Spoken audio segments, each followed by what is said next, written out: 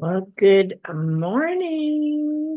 We are here with the wonderful James Marlin, who is just fabulous this morning. Well, thank you. Okay, so Great to be here. James is from the small town of Portland, Tennessee, to the busy streets of New York City. James has always been a storyteller at heart, currently working as an investigator in New York City and as an executive contributor with Brains magazine. James embodies a blend of investigative rigor and narrative charm. He recently completed an online journalism course that is aligned with New York University, is it NYU? And Rolling Stone magazine, blending his investigative and journalistic skills. As a public speaker, James's message is clear: collaboration over confrontation. He aims to help opposing sides of the major issues facing our society today to meet in the middle with curiosity and the goal of understanding each other, so that actionable steps can be agreed upon and taken to overcome today's challenges. So James will be speaking to us today about collaboration over confrontation, and I'm looking forward to hearing this, James. Thank you. Well, thank you, Randy. I want to start off by saying thank you very much for inviting me to be part of your virtual leadership summit. I'm very grateful and humbled. My pleasure. Thank you. So let's just dive right in. Thank you for that wonderful introduction. So it is almost impossible these days to go anywhere or read anything that isn't a confrontation. We've got right wing versus left wing, this group versus that group. Don't say that, don't read this. I mean, things are getting tense everywhere you go. There's a lot of fear, there's a lot of anger, and there's a lot of division. And personally, I'm getting a little frustrated. It can be overwhelming and it's exhausting. So what we need to do is start delving into more ways of understanding each other, because over the past couple of years I've been digging into this whole plague of polarization that seems to be gripping our society and wringing it out like a wet towel. During my search for answers, I have come in contact with lots of groups and individuals who are trying to be peace builders in this turbulent time, and I have learned a lot from them. And what I've learned is that we have a major communication problem. And to me, the root of this problem is simply understanding. Now, I know what you might be thinking. You might be thinking to yourself, we all have these issues and problems that we're facing, and you're just going to sit up there and say, we just need to understand better. I mean, it's not that simple. Well, I'm here to tell you that the root of this problem is that simple. Now, I didn't say it was easy. It does take work to fix this, but it is that simple. And if we are dismissive of the actual problem, we will be dismissive of its solutions. Now, will understanding alone save the world instantly? No, not at all. But it can kill the root, okay? And with time, if the root is killed, the rest of these problems that stemmed from it could lose their strength and wither away. So today, I'm going to share with you 5 keys that'll help us create more understanding and how we can enable this collaboration over all of this confrontation. And be aware, we may touch on some sensitive topics or issues. I may say some things that ruffle a few of your feathers, but bear with me, strap in, and hold on, and I believe everybody should be all right. I tried to start each one of these 5 sections with a quote that kind of sets the tone for that section. So let's dive right in. First section is to be curious rather than combative. The quote I chose for that is a quote by Aaron Swartz, who once said, "What people call intelligence just boils down to curiosity." So in our increasingly polarized world, it has become essential for us to have the ability to communicate effectively with people who hold differing opinions. What we need right now is a more constructive exploration of these differences, because we have lots of differences. There are over 8 billion people on this planet, and it is impossible that we all see eye to eye on everything. So this means you will inevitably have conversations where you will be talking about things you don't fully understand with people who see it differently than you do. And the first step to keep things from devolving into an argument, as they so easily can and often do, especially these days, is to make sure you take the time to establish rapport with the other person that you're engaging with. You know, before you hit them with the earth is flat, Daryl, you know, maybe take a second and get to know a little bit about the guy you're talking to. Ask them questions like, where'd you grow up? What's your favorite food? Do you have any kids? What's a good day look like for you? You know, what are you most concerned about? These things help get to know this individual. Building this rapport lays a foundation for that constructive exploration I just mentioned. This helps you see the person in front of you instead of the idea of them you have in your head. So, some more things that can help you be curious rather than combative is to be aware of whether you're looking to explore or are you looking to confirm. In his book, The Righteous Mind by Jonathan Haidt, he explains the difference between the two. An exploratory thought is an even-handed consideration of alternative points of view. And a confirmatory thought is a one-sided attempt to rationalize a particular point of view. So you want to remind yourself that you're here trying to explore the other person's thoughts, feelings, and beliefs. I would also like to invite you to be a little bit more curious about your own beliefs. This is huge. Another thing that's simple but not easy. Most of us are on one side or the other when it comes to these major issues that are dividing us. You got pro-life, pro-choice, vaxxers and anti-vaxxers, and no matter what side you're on, you need to take a look at everything that your side is saying. Do you agree with all of it? Or are there some areas where you may feel a little torn? Well, you know, you can see things like if you're big on gun control rights and stuff like that, you can be thinking things like, you know, well, there are a lot of mass shootings these days. Maybe we should tighten things up a little bit.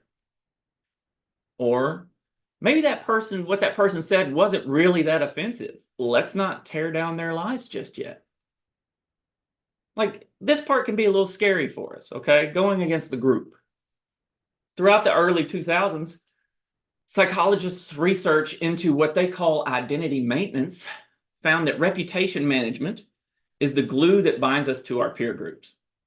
And this means if we feel that accepting certain facts could get us ostracized from our group, we will be highly resistant to those facts. And we would rather die on that hill than get kicked off of it, right? Questioning those beliefs can threaten your sense of self and cause you to respond with fear and anger. So that's when you remind yourself of your deepest values. And at this stage, you're just trying to acknowledge where you feel torn. This curiosity will lay the groundwork for you to effectively communicate and then gain understanding.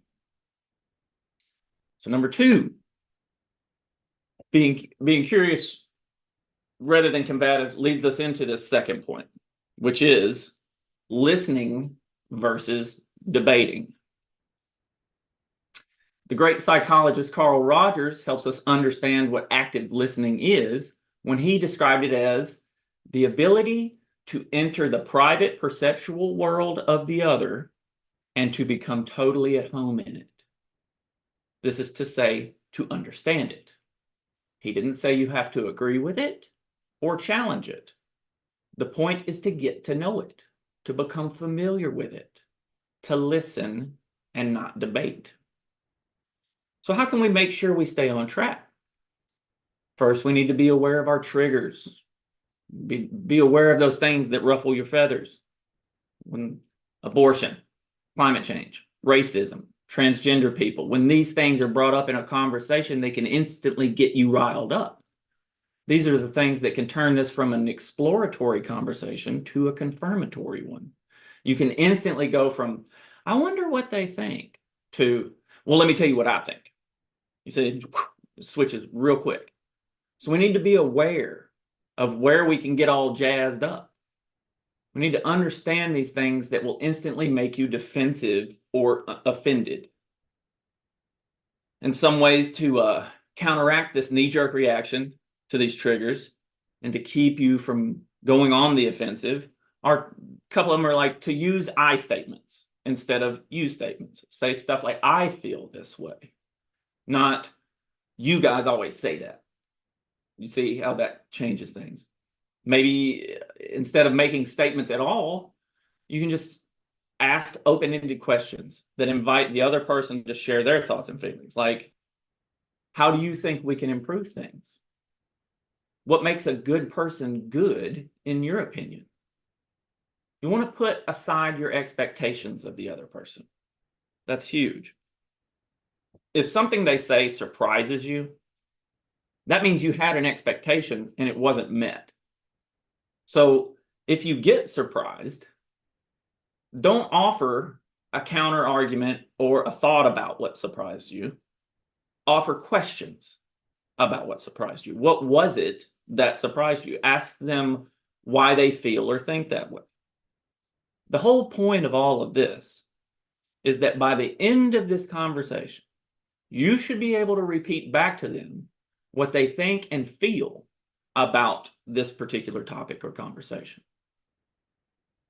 That is how you listen rather than debate. You're not trying to give your point.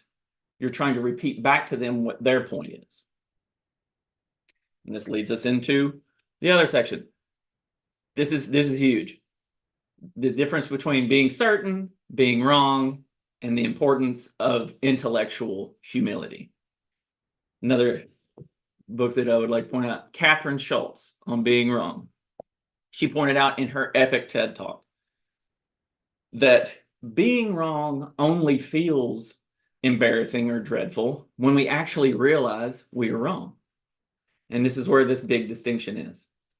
Until we realize it, being wrong feels exactly like being right. So when we are certain, when we are full that we are certain, I'm going to read this one. This one is on being certain by Dr. Robert Burton, believing you are right even when you're not. He has a phenomenal quote on what it is to be certain. I'm going to read it because I want to make sure I get it right. So check this out and think about it and try to realize this. Despite how certainty feels, it is neither a conscious choice or even a thought process. Certainty and similar states of knowing what we know arise out of involuntary brain mechanisms that, like love or anger, function independently of reason. And I'll give you a little example of that. I came home the other night after I got off work and then did my normal routine and went to bed. Get up the next day, got to go out. And I'm like, I left my keys right here. I know I left my keys on this table. I am certain I left my keys on this table. Only to find out that they're still in the pocket of the pants I was wearing when I got home. So you can see how that's certain. I mean, I knew, even though I'm seeing the keys aren't there, I'm still trying to convince. I'm like, I know I did. I put them right here. I always do. That's where you got to realize these certain, just because you're certain doesn't mean it's right. Like, honestly, being wrong sucks. Nobody likes being criticized, but we cannot escape the truth that our feelings are not always facts. Okay? Haidt, in his book, makes a great analogy about how our intuitions and feelings can override our logic and reason. He compares it to a rider on an elephant. Okay? So picture that. The elephant is our intuitions, it's our feelings, it's that certainties that we kind of have. And the rider on this is our logic. in our reasoning. And even though these intuitions are a kind of cognition, they are a way for us to perceive the world around us, they are not a kind of reasoning. And how this plays out is like our initial gut reactions make this elephant lean a certain way. And we like to think that this rider, our rational thinking, will correct this elephant and steer him back on the path of logic and truth. But what we're finding is that this is most certainly not always the case. What happens more often than not is that our initial emotional reactions, our intuitive reactions to whatever, cause this elephant to lean and go in a certain direction. And then what our rider does, it acts like an inner lawyer and starts finding ways to justify those feelings and keeps us on that path.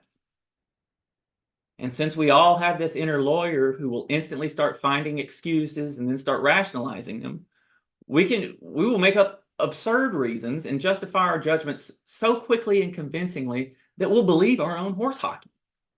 I'll give you another small example of how this kind of how sneaky this can be. To this day, I cannot understand why my wife puts the toilet paper roll on the wrong way. And when I see it, I instantly feel annoyed. I'm like, why does she keep doing this? And then I start thinking, she probably does it just because she knows it annoys me, you know?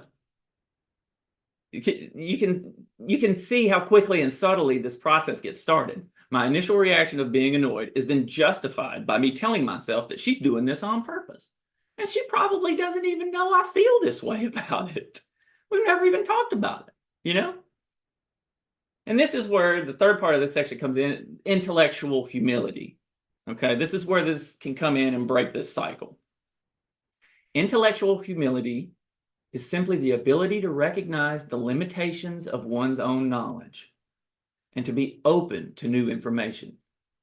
It involves acknowledging that you don't have all the answers and that others may actually have valuable insights or even information that you haven't even considered. So, just a few benefits of applying intellectual humility have to do with destroying this root in these problems. One of the benefits is improved communication. That is one of the main things we need to focus on. Intellectual humility helps you approach conversations with an open mind, allowing you to listen actively and understand the other person's points of view. It doesn't let your own intuitive thoughts and feelings get in the way. Another way it helps is it reduces conflict. By recognizing that someone else's perspectives are valid, you are less likely to become defensive or argumentative. And this leads to a more productive and respectful discussion. And thirdly, increased empathy. When you're humble and not full of your self-righteous fury, you are more likely to empathize with others and to see things from their perspective. Hell, you might even understand their motivations. So another huge benefit of intellectual humility is that it helps you recognize your biases. And this is huge. Everyone has biases, both conscious and unconscious. So I want to go over some more of these common ones. There's way too many to hit all of them, but we'll go over a few just to give you an idea of what they are. I will also take a second to say that I am guilty of all of these, if not more. And on some level or another, I feel most of us are as well. So the first one and the biggest one, confirmation bias. This is where we tend to seek out information that confirms our existing beliefs, and then we ignore information that contradicts them. Some little examples of that can be when you only follow people you agree with on social media. Internet algorithms, they exacerbate these biases because they learn about our preferences and then present information to us that we're most likely to already agree with and click on, and they don't show us the whole picture. And this can lead us into another type of bias, the anchoring effect. which is where we tend to rely too heavily on the first piece of information we receive, even if it is inaccurate or irrelevant. A good example of that would be if you're going to go buy a car and a salesman sets the price for the used car at $5,000. I know nobody's buying a car for $5,000 these days, but let's just go with this. He'll set the price, the sticker price will be $5,000. And then that way, when he negotiates you down to $3,000, we assume we've gotten a deal, even though the car was always at $3,000. You see? Now we got hindsight bias. In hindsight bias, this is where we tend to believe that we could have predicted the past events, even when we could not have known what was going to happen. That's like saying, I knew that was going to happen. I knew it. I knew that guy would turn out to be a jerk. That's that rider on the elephant, just petting that elephant on the head, saying, see, big fella, we were right all along. Okay, that's the hindsight bias. Overconfidence bias. Ding, ding. We tend to be overconfident in our own abilities and judgments. Right? We don't see our own mistakes, our own fallibility. The sunk cost fallacy is where we tend to continue to invest in a project or idea, even when it is clear that it is not worth it. Okay? This helps us stay on that sinking ship, even when the water overtakes us. I had a decades-long battle with alcoholism. That is a huge example of that. Knowing it's wrong, continuing to do it. I also had a restaurant that we continued, even though it was a failing business, we continue, I can make it work, I can make it work, I can make it work, and you're just feeding this thing that's going down. We got another one, we got blind spot bias, which is where we tend to be less aware of our own biases than we are of others. This is another sneaky, huge one. This is us being our ultimate self-righteous selves. And I am always, always, always, always very cautious of people who cannot admit that they have ever been wrong. Like these people, you've probably heard them. The only time I was ever wrong was that one time I thought I was wrong. It's like, that's cute, but they're either delusional or they're lying to you. And either way, that can lead you straight off a cliff without either of you realizing it until it's too late. Another couple more here. The halo effect. We tend to form an overall positive impression of someone based on a single positive trait or characteristic. If I had shown up today in a football jersey, you'd probably think this guy's not taking anything seriously and he doesn't, know what he's talking about. But I wore my nice blue jacket to appeal to this bias. Polarized thinking. This is prevalent everywhere these days. We tend to see things as extremes. It's either all good or all bad. I'm completely right and you are completely wrong.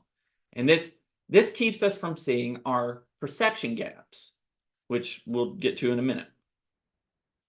And then the last two, I promise. The bandwagon effect. We tend to be influenced by the opinions and behaviors of others, even if we do not agree with them. That's similar to the in-group bias, where we tend to favor our own group and its members, its characteristics, even its products, particularly in reference to other groups. For example, where I grew up, you were either a Chevy man or a Ford man. And a negative thing said about my Chevy was a personal attack on me. So now that we see that these biases play into all kinds of aspects of our lives, this is where, and the fact that we're not all right. No one's right 100% of the time. It's impossible. This is where I would like to point out the need for forgiveness and redemption. We have to have a society that not only allows for redemption, but also accepts it. I mean, why would anyone ever admit they were wrong if doing so gets you blacklisted?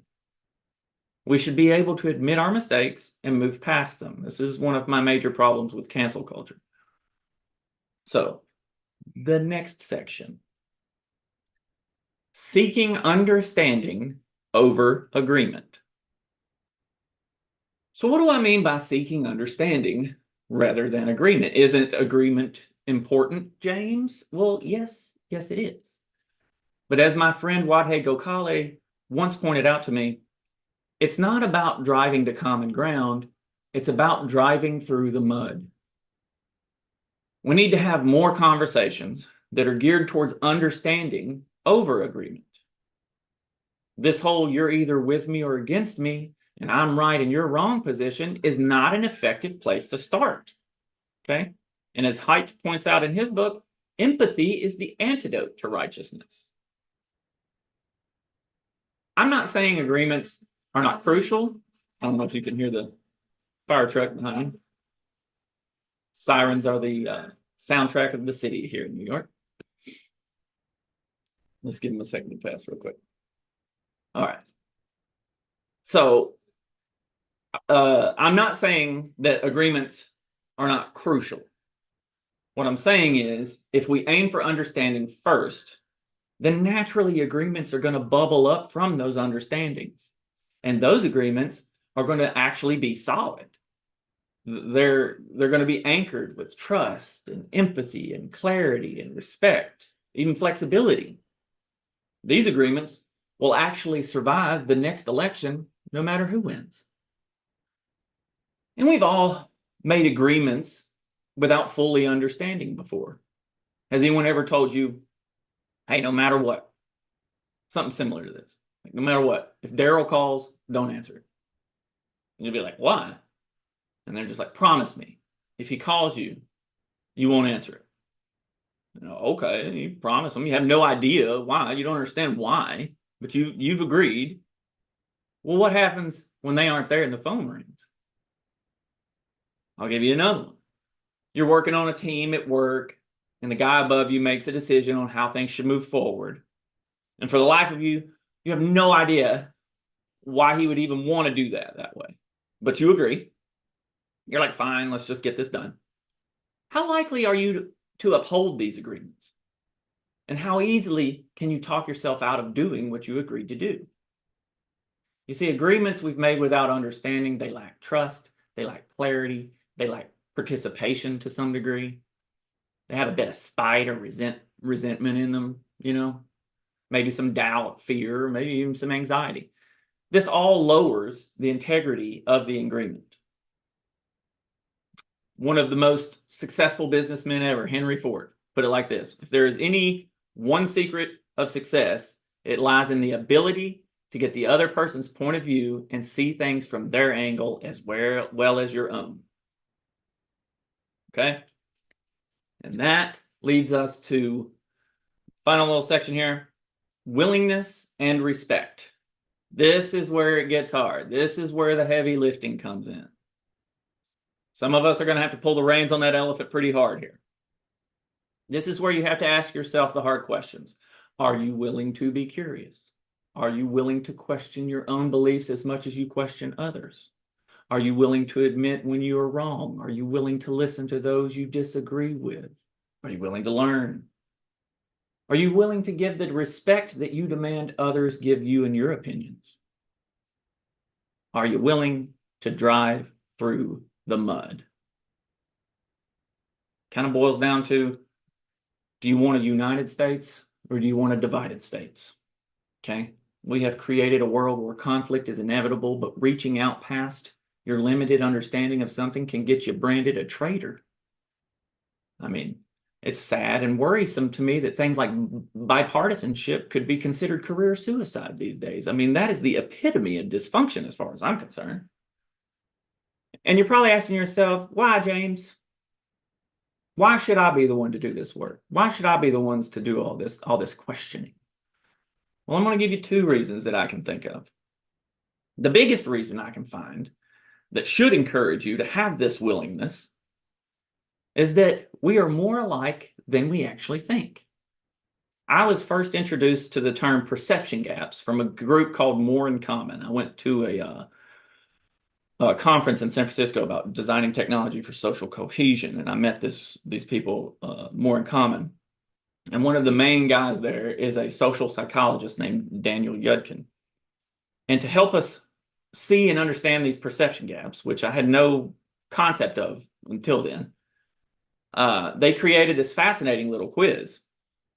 And this quiz asks you what you think the other side believes. So for instance, like just to throw it out there, I believe Republicans think this way about this, or I believe Democrats believe this way about that. You know, in one example, they actually used one of them hot topics for today. They used critical race theory as a topic. The actual phrase that they used in this quiz is, "It is important that every American student learn about slavery, Jim Crow, and segregation."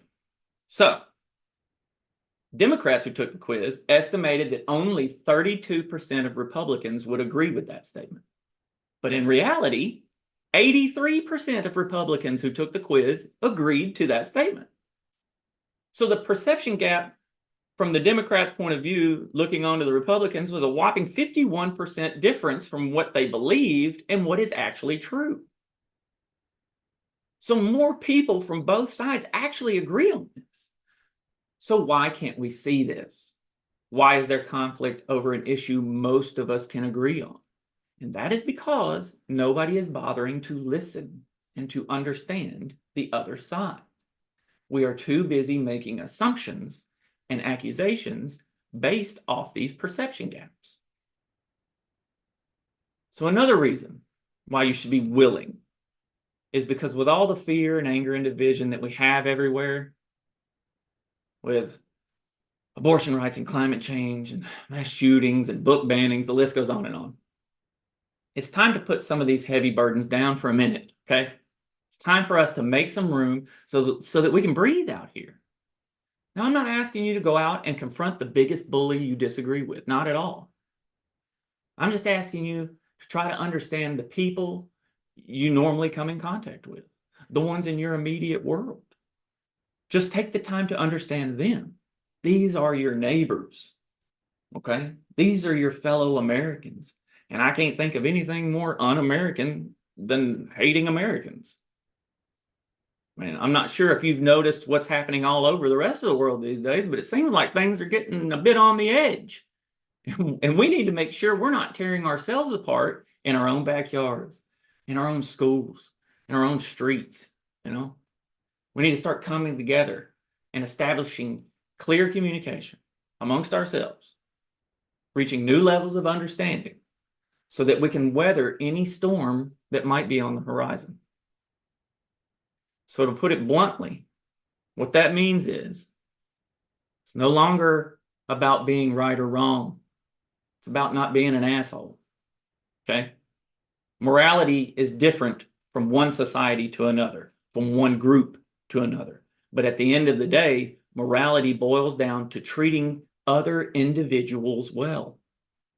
It's about harm and fairness. It's not about your loyalties to a certain group or to tradition. Remember, just because we don't understand something doesn't mean we shouldn't talk about it. And just because we disagree doesn't make us enemies. Over the past decade, me and my wife have disagreed pretty regularly. But the sake of our marriage is more important than which way the toilet paper roll is facing. So I'll end here with a quote from Mary Curie that really brings it home for me. Nothing in life is to be feared. It is only to be understood. And now is the time to understand more so that we may fear less. Thank you, Randy, for having me here. It has been my pleasure to come and speak with you about this.